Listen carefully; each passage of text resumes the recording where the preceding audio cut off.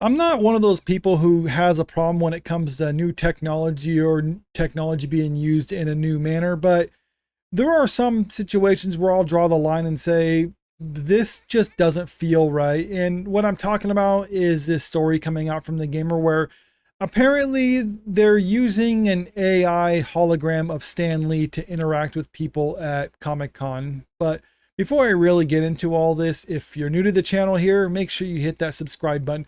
And if you can, leave a comment and hit the like button too, because it helps me out. As if using Stan Lee's Twitter account to peddle NFTs wasn't enough, now they're turning him into an AI hologram for Comic Con. I didn't even know about the using his Twitter account to peddle NFTs. I think there should be a discussion to be had on what to do with certain people's social media accounts after they pass. Should they just be given to someone else to do with what they please, or should it be just maintained for, I don't know, for the record, or should it be deactivated? Let me know in the comments what you think should be done when it comes to those sort of situations. But as far as using an AI representation of them in a hologram form to interact with people, like I said at the start, it just feels kind of weird to me.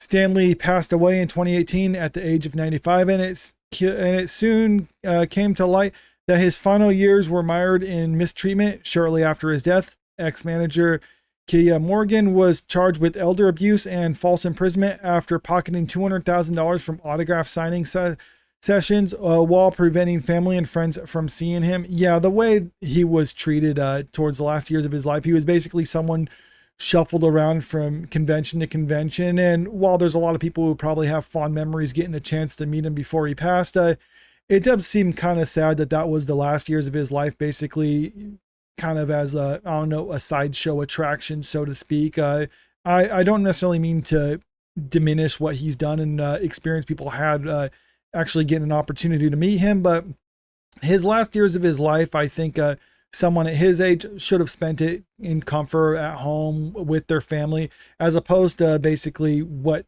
he had to be doing in the last years of his life. But one silver lining is that it did set up his family really well. I mean, they're already pretty well off, but I mean, that definitely helps him. But still, I mean, the way he kind of really didn't have much urgency in and of himself and that. So there's something that kind of casts a shadow over it, I think.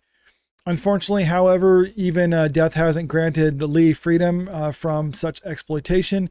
In 2019, his Twitter account sprang back to life to shamelessly market the Captain Marvel movie, and again in 2021 to peddle NFTs, supposedly in honor of his innovative spirit, but neither compares to what was just announced for LA Comic Con.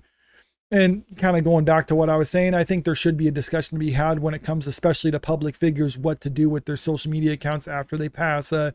Maybe the family or whoever manages the estate wants to maintain it for whatever reason, but just using it to try to promote stuff. I mean, me personally, just seeing a promotion from someone, a dead person's social media account, I don't know. I mean, I would just look at that in kind of a negative way instinctively. So here's the tweet right here. Captain Marvel landed in Hollywood this past Monday for the movie's premiere. Read more about the evening below.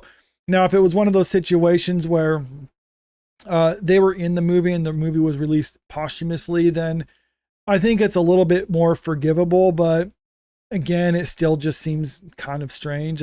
Talking with AI Stan Lee will cost $15 to $20, but former Marvel exec promises that it's faithful to his legacy. I mean, I don't know if they could, Marvel executives apparently know that. I'm wondering how many of those Marvel executives personally knew Stan Lee and knew if he would actually want this sort of thing, because AI was emerging when he was still around. So was he aware that this is where things could go and he was okay with it? And he actually, did he ever express that he was okay with his image being used in this manner?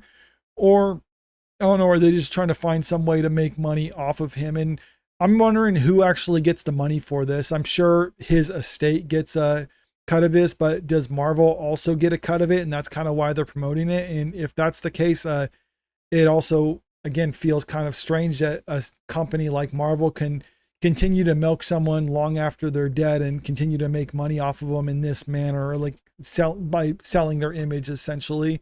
unless there was maybe some deal reached ahead of time that granted them this type of permission. But if that's not the case, then I don't know, this feels like they're just exploitation in some way, similar to if they were just to kind of embalm him and then take his body on tour so people can go see his body. I mean, that would definitely be creepy, but I mean, there's people who would probably pay to go see that if they actually did something like that. So I don't know. I mean, it's kind of a strange world that we live in. As detailed by The Hollywood Reporter, Stan Lee will appear at the convention as an AI hologram in a 1,500-foot enclosed booth. And like with real living celebrities, you can pay $15 to $20 to take a photo with Lee, or to have a 3-minute one-to-one conversation with an approximation of the man. Organizers have even teased that he might introduce a top-tier panel or two, which fans speculate to be Avengers Doomsday, yet again using Lee for promotion despite the fact that he died nearly a decade ago. Yeah, that's like, I don't know how to put this. This just seems like they're taking things a little bit too far. I mean, just let the man rest already. You want to let him rest in life, and apparently not even after death. Bob Sabuni,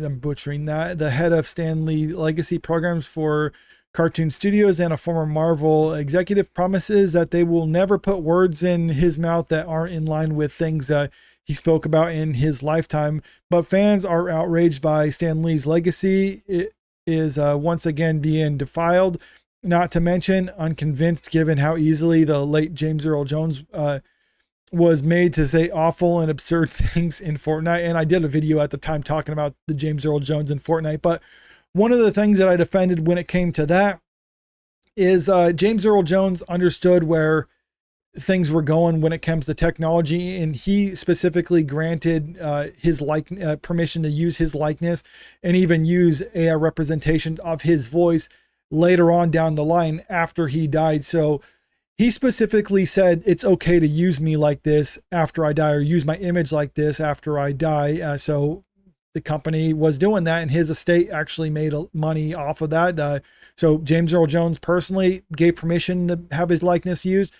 His estate, after he died, gave permission for his likeness to be used in that way. So in that situation, whether or not you enjoy it, the people who actually have a vested interest in it were okay with it. So I'm fine in that situation. This one, as far as I can tell, no one has actually allowed or given Stan Lee's permission, or we don't know if Stan Lee actually gave his permission for this sort of thing.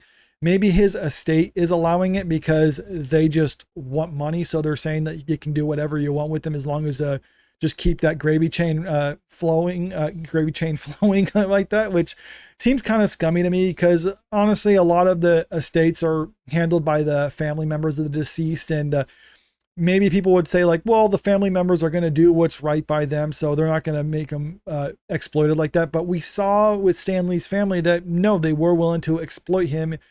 Even his management was able to exploit him while he was still alive. So I think it stands to reason that they would also be willing to do that even after he's dead too. And when it comes to families exploiting their deceased relatives in order to turn a profit, I mean, just look at Tolkien's family right now. I mean, his son Christopher Tolkien was trying to maintain his intellectual property and trying to stay true to what his father wrote, but Tolkien's grandkids right now are completely opposite to what Tolkien actually believed in, and they don't care about his legacy.